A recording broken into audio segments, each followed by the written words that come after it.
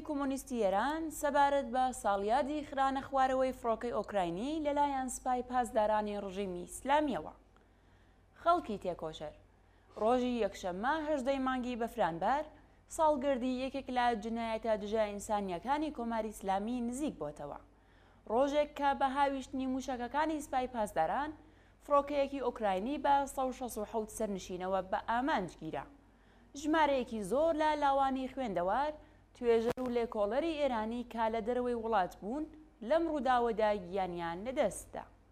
جنایەتێک کە بە لیستی جنایەتەکانی ڕژیمی ئیسلامیەوە زیاد کرا و بە سەدان برەماڵەی تازیەتبار و ویژدانی بە سەدان ملیۆن ئینسانی لە ئێران و لە سەر تاسەری دنیادا هەژاند و تووشی خەفەت کرد.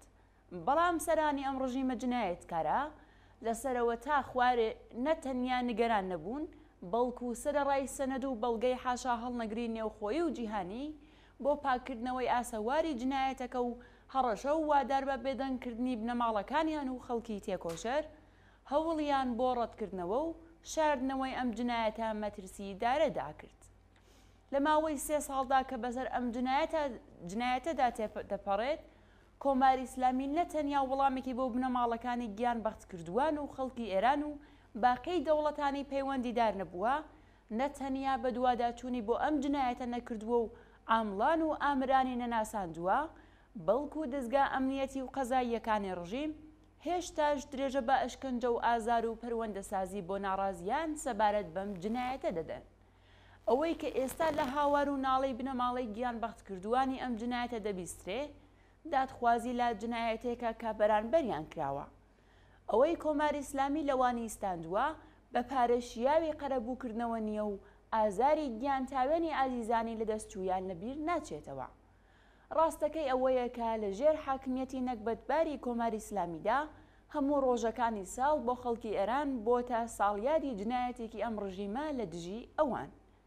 ساڵیادی شەڕی پڕ لە تەلەفات و کۆنەپەرستانی ئەم ڕژیمە و عێراق، ساڵیادی هێرش بۆ سەر زانکۆکان، فەرمانی هێرشی نظامی بۆ سەر کوردستان، تورکەمان سەحرا و خوزستان، ساڵیادی کوشتاری زیندانیانی سیاسی لە ساڵەکانی دەیەی 60دا، ساڵیادی قەتڵە زەنجیرەییەکان و باقی ئەعدامەکان، ساڵیادی هێرش بۆ سەر خابگای خوێندکاران و کوشتنیان لە مانگی پوشپەڕی ساڵی 78، ساڵیادی کوشتاری کرێکارانی خاتوناباد، ساڵیادی کوشتاری ناڕەزایەتیەکانی خەڵک بەتایبەت لە مانگی بەفرانباری 96 و 98دا و ساڵیادی خرانە خوارەوەی فڕۆکەی ئۆکراینیش بۆتە یەکێک لە سەدان جنایەتی دیکەی ڕژیمی ئیسلامی.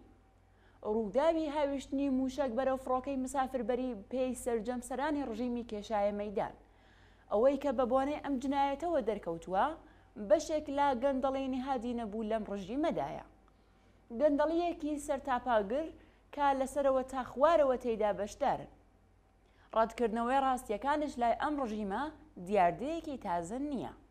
کاتێک سەرانی ڕژیم قسە دەکەن، لای خەڵک ئەساس لەسەر ئەوەیە کە حکوومەت خەریکی ڕیاکاری و گزەیە. لە ڕاستیدا درۆکردن بەشێک لە باوەڕی سەرانی ڕژیمە لە خامنەییەوە تا فەرماندەکانی سپا و ئەوانی تر. ئەوان بەبێ ئەوەی کە نیگەران بن بە ئامانجی دابینکردنی ئەوەی کە خۆیان بە سڵاحی ئیسلامی دەزانن، دەتوانن درۆی بۆ بکەن. درۆکردن لە زمان ئاخۆندەکانەوە تەقیەی پێدەوترێت، کردارێکی شەرعی و ئاگاهانە و واجبە. لە ڕووداوی خرانە خوارەوەی فڕۆکەی مسافربەری ئۆکراین، ئەگەر تەکنۆلۆژی مۆدرن و گوشاری نێونەتەوەی ئیجازەی بدایە و ئەگەر ترس لە هاتنە سەر شەقامی سەر لە نوێی خەڵک دوای مانگی خەزەڵوەری 98 لە دڵیان نەنیشتبایە، بە خەیاڵی ئاسوودە ئەم درۆیەشیان تا کۆتایی ئیدامە دەدا. وەک حاڵەتە بە ئەژمارەکانی تری لەم چەشنا لە کارنامەی 44 ساڵی ئەم ڕژیمەدا. ئایا دەکرێت بۆ حاکمیەتی کۆماری ئیسلامی بێجگە لە جنایەتی بێ ئەژماری کوشتار، تیرۆر، زیندان و ئەشکەنجە لەلایەک و داسەپاندنی هەژاری، فەلاکەت، بێکاری و برسێتی بەسەر کرێکاران و زۆربەی کۆمەلگای ئێراندا لایەکی دیکەوە، دزی و ئێختلاس، درۆکردن و تووشی گەندەڵیکردنی کۆمەڵ، تەبلیغ و داسەپاندنی خوڕافە و تازیەباری بەسەر خەڵکی ئێران و ناوچەکەدا، تەنانەت خاڵێکی ئەرێنی لە کارنامەی حکوومەتی ئیسلامیدا لە ئێران ببیندرێت. ڕاستیەکەی ئەوەیە کە جنایەت و ملهوڕی ئەم ڕژیمە تەنیا لە ڕێگا ڕووخاندنی شۆڕژگێڕانەیەوە دەکرێت کۆتایی بێت. لەمڕۆدا کەلێنی نێوان زۆربەی خەڵکی ئێران و ڕژیمی ئیسلامی ئەوەندە بەرین بۆتەوە کە بۆ دۆزینەوەی ڕاستیەکان پێویست بە هەڵسەنگاندن نییە. خەڵک جارێکی تر دوای ئاخێزی مانگی خەزەڵوەر بە دروشمی سەرەکی ژیان ئازادی و بڕوخێ کۆماری ئیسلامی هاتنە مەیدان و سەر تاپای ڕژیمیان کردوتە ئامانج. لە سەرودەمی ساڵیادی خرانە خوارەوەی فڕۆکەی مسافربەری ئۆکراینی لەلایەن چەکی دژە ئاسمانی سوپای پاسدارانداین.